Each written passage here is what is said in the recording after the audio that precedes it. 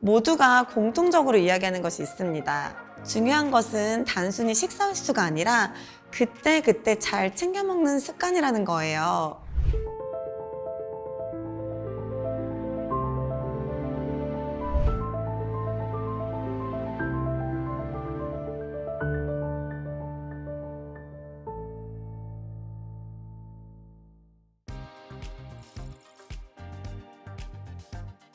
반갑습니다. 소소한 마음의 양식을 채우는 지식 전시회 시대를 잇는 소양전 음식 특별전의 도슨트 김민지입니다. 안녕하세요. 안녕하세요. 오늘 소양전에서는 식습관에 관한 이야기를 해볼 텐데요. 매일 먹는 음식이 우리 몸과 기분을 좌우할 수도 있다는 사실 알고 계셨나요? 학생은 식습관이 얼만큼 중요하다고 생각하시나요? 사실 저는 식습관을 생각하면서 음식을 먹은 적이 없어서 잘 모르겠어요. 그럴 수 있어요. 이 시간을 통해 제가 식습관이 왜 중요한지, 좋은 식습관이 무엇인지 알려드릴게요.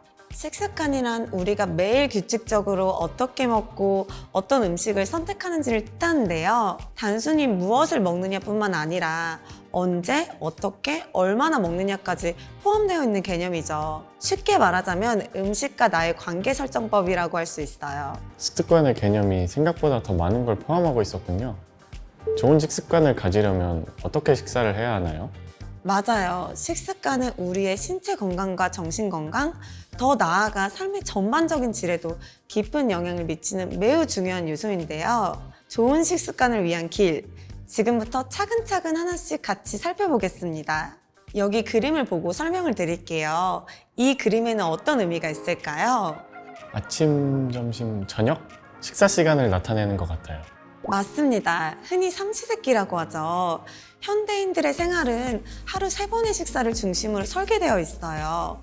보통 아침 식사가 가장 중요하다는 소리를 들으며 집을 나서고 학교나 회사에서 점심을 먹을 수 있도록 휴식 시간을 갖죠. 그리고 친구, 동료, 가족들과 둘러앉아 저녁을 먹어요. 요즘은 전문가마다 하루에 3끼 식사가 낫다, 2끼 식사가 낫다 의견이 갈리긴 하지만요. 모두가 공통적으로 이야기하는 것이 있습니다. 중요한 것은 단순히 식사 횟수가 아니라 그때그때 잘 챙겨 먹는 습관이라는 거예요. 식사 내용과 규칙성, 섭취한 영양의 종류가 건강에 미치는 영향이 훨씬 크다는 것이죠. 이유는 식습관이 우리 몸의 생리적 기능과 밀접한 관련이 있기 때문입니다. 정해진 시간에 골고루 챙겨 먹는 게 좋은 거네요. 그렇다면 좋은 식습관이 우리 몸에 어떤 변화를 가져오나요? 식습관은 우리 몸의 예금 통장과 같아요. 오늘 한 끼 잘 먹는다고 금세 달라지진 않지만 이런 작은 습관들이 쌓여서 미래에 큰 변화를 만들게 되죠. 규칙적인 시간에 균형 잡힌 영양소를 섭취하면 면역력이 강화되고 각종 만성질환인 심혈관 질환, 당뇨병, 비만, 고혈압, 암 발생 위험까지 크게 낮출 수 있는데요. 불규칙한 시간에 과도한 소금, 당분, 포화지방과 같은 영양소를 불균형하게 섭취한다면 신체 기능 저하와 조기 노화를 촉진하게 됩니다. 그래서 밥을 제때 잘 챙겨 먹으란 거였군요. 그런데 사실 요즘 맛있는 음식이 너무 많아서 건강하게 챙겨 먹기가 쉽지 않은 것 같아요. 현대인이 조심해야 할 식습관 문제는 어떤 것이 있을까요? 좋은 질문이에요. 이번에도 그림을 먼저 보고 계속해서 이야기를 드릴게요. 이 그림에는 어떤 의미가 있을까요? 다 제가 자주 먹는 것들인데 정답! 모두 맛있는 음식들이에요. 사실 이 음식들은 맛이 있을 수밖에 없는 음식들이죠. 하지만 맛있다고 자주 먹거나 많이 먹으면 안 돼요. 좋은 식습관을 위해서는 이런 초가공식품의 과다 섭취를 조심해야 하기 때문인데요. 초가공식품이란 공장에서 여러 공정을 거쳐 만든 인공 첨가물이 많이 들어간 식품을 의미합니다. 치킨, 피자, 떡볶이, 마라탕 등이 대표적이죠. 초가공식품에는 맛을 극대화하기 위해 당분, 지방, 소금, 인공 감미료 등의 첨가물이 과도하게 들어가 있는데요. 하지만 그만큼 맛있다는 쾌감을 느끼기 쉬워 주의가 필요합니다. 도파민 같은 보상신경 전달 물질이 과도하게 분비되어 계속 먹고 싶어지는 중독성이 생길 수가 있어요. 게다가 초가공식품은 배고픔을 억제하는 렙틴 호르몬 신호를 방해하고 배고픔을 촉진하는 그렐린 호르몬 분비를 증가시켜 포만감과는 별개로 실제로 더 많은 음식을 찾게 만듭니다. 이로 인해 과식과 폭식이 이어지면서 몸이 쉽게 피로해지고 체중이 급증하게 되는 거죠. 장기적으로 봤을 때 우리 몸에 염증과 대사질환까지 일으킬 수 있기 때문에 초가공식품을 많이 섭취하게 된다면 전반적으로 건강에 악영향을 미치는 거예요. 초가공 식품이 이렇게 위험한 거였다니. 힘들어도 참고 줄이려고 노력해야겠어요. 그럼 좋은 영양소가 들어있는 음식만 먹는다면 건강해질 수 있는 건가요? 아무리 좋은 음식이라도 과도하게 많이 먹으면 영양과잉 문제가 생길 수 있습니다. 특히 요즘은 음식이 다양해지고 풍부해지면서 필요한 양보다 훨씬 많은 칼로리와 영양소를 섭취하기 쉬운데요. 영양소도 과잉이 되면 체내에 염증 반응이 생겨 여러 건강 문제로 이어질 수 있기에 주의가 필요합니다. 그렇다고 해서 한 가지 영양소만 집중적으로 섭취하거나 충분히 먹지 않았을 때 발생할 수 있는 영양 부족 역시 간과해서는 안 됩니다. 신체가 필요한 영양소를 충분히 공급받지 못하면 면역력 저하, 성장 지연, 피로 등의 다양한 건강 문제가 생길 수 있기 때문이에요.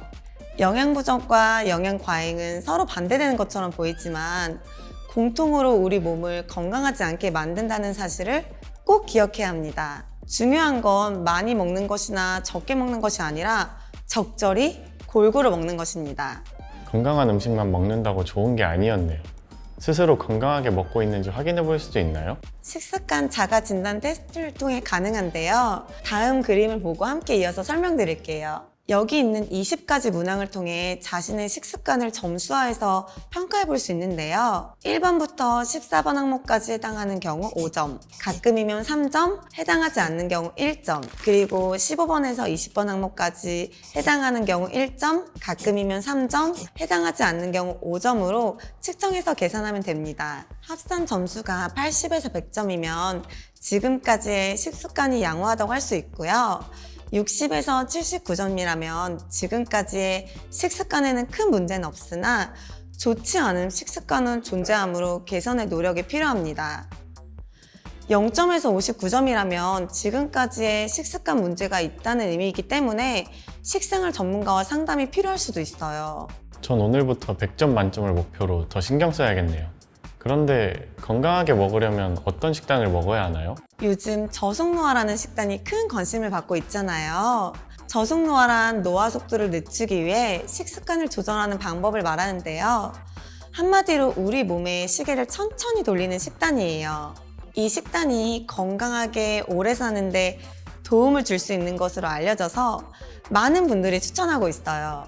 한 끼 식사를 예시로 자세히 말씀드릴게요. 양 조절이 어려우신 분들을 위해 저는 주로 손바닥 법칙을 많이 말씀드려요. 우선 채소와 과일을 많이 먹어야 하죠. 신선한 채소와 과일에는 항산화 물질이 풍부해서 우리 몸의 세포의 노화를 막아주기 때문인데요. 나물과 녹색 잎채소를 충분히 포함해 두 손 가득 채우는 것이 좋습니다. 생선, 닭가슴살 같은 동물성 단백질과 콩, 견과류 등 식물성 단백질은 1:1 비율로 섭취하는 것이 이상적이고 또 손바닥 크기 정도로 드시는 걸 추천해요. 그리고 백미 대신에 통곡물을 선택해 섬유질과 비타민을 충분히 섭취하는 걸 권장하고요. 탄수화물은 보통 주먹 크기의 한 공기가 적당하다고 보고 있어요. 마지막으로 아보카도와 견과류, 올리브유 같은 건강한 지방까지 전체 열량의 20-30% 정도로 엄지손가락만큼 적절히 포함하면 완벽한 저속노화 식단이 됩니다. 당연히 단순당과 소금은 최대한 절제해야 하고요. 저속노화 식단처럼 하루에 한 끼라도 균형 있고 다양하게 챙겨본다면 좋은 식습관이 만들어지고 몸과 마음도 건강해질 수 있을 거예요. 벌써 마칠 시간이 되었네요. 오늘 이야기해드린 식습관에 관한 이야기 어떠셨나요? 오늘 식습관에 대해 배워보니까 생각보다 훨씬 더 중요하다는 생각이 들었어요. 앞으로는 그냥 배고프다고 아무거나 먹지 말고 골고루 잘 챙겨 먹어야겠어요. 좋은 식습관은 먹는 것 이상의 의미가 있어요. 평생 건강을 지키고 활기찬 삶을 사는데 꼭 필요한 기본기라고 할 수 있죠. 학생을 비롯해 모두가 좋은 식습관을 잘 유지해서 건강하고 밝은 미래를 만들어가길 바랄게요. 지금까지 소소한 마음의 양식을 채우는 지식전시회, 시대를 읽는 소양전, 음식특별전의 도슨트 김민지였습니다. 감사합니다.